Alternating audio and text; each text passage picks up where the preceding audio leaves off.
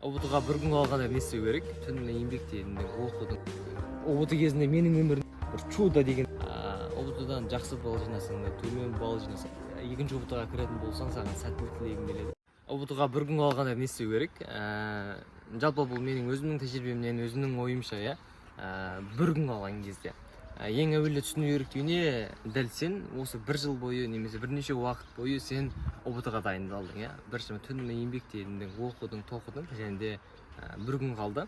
Бір күн қалған кезде болды жандай бір тоймай қалған сезім бар, оқып қалайын емес, негізінен дұрыс белгілі бір тақырыптар қайталаған дұрыс шығар, бірақ тандай стресске салынып, уайымдап не істеймін, не қыламын деген секілді керегі жоқ. Себебі кейде біз уайымға салынған кезде бір дұрыс емес шешімдерді, қате шешімдерді қабылдаймыз.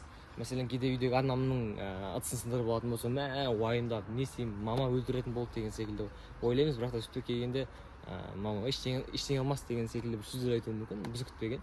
Сондықтан қатты уайымға салудың керегі жоқ. Екінші дүние мүмкін дұға ету керек. Шынымен дұға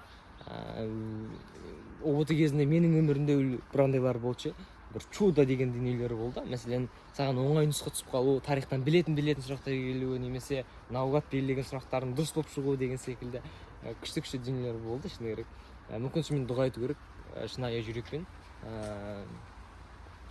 Үшінші ол ойлануыңды дұрыстау. Сен неғұрлым өзіңнің грант болатыныңа, жақсы балл жинайтыныңа, мүмкін емес деген сөздерді сызып мүмкін екендігіне сенген кезде, шын керек сенде ертесі күні сенде мықты сенімділік болады, ал сенімділік болған жерде жақсы нәтижелері болатындығын білуің керексің. Төртінші ол сенің мүмкін жалғыз қалып осылай жүруің, бір ойлануың, толғануың, мүмкін мотивациялық музыка тыңдап ал деген секілді маңызды, андай бір уайымға салу емес, бір позитивті түрде. Бесінші дүние ол мүмкін ұйқыңды дұрыстау. Түсінуің керексің, сен ертең 4 сағат бойы сен компьютердің алдында тест тапсырасың. Ойлашы, миыңа өте салмақ. Және де сен оған бір мықты күш-қуатпен келуің керексің. Және де ертерек ұйықта, ертерек тұр, қолыңа суыңды, тәттіңді абал, шоколадыңды, Қазақстан шоколадыңды абал да бар. Кір, тапсыр, отыр, уайымдама, баста. Не керек, дәл қазір сен не білесің, не істей аласың, қолыңнан келгеннің барлығын жаса.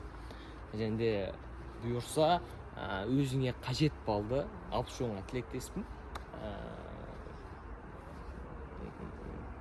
Бар айтарым, ұбт ол бір өмірдің белгілі бір кезеңі. Ал сол бір кезеңде өтіп шығу керек. Және де бұл кезеңдерде біреу маңызды, біреу маңызсыз дейді. Сөйтіп келгенде бұл дүние сенің өмірінің бір кезеңі, және де бұл кезеңнен өтуің керексің, және де бұл кезеңдер сені мықтырақ түседі, және де ұбт-дан жақсы балл жинасаң да, төмен балл жинасаң да уайымдама дегім келеді. Өмір тоқтап қалған жоқ.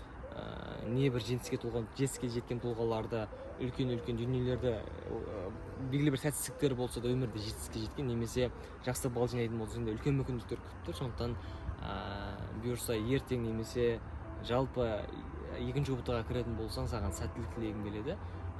Бұйырса грант тізімінен грантқа түскен адамдардың түлектердің қатарынан болуыңды саған тілектеспін. Арнаға тіркел.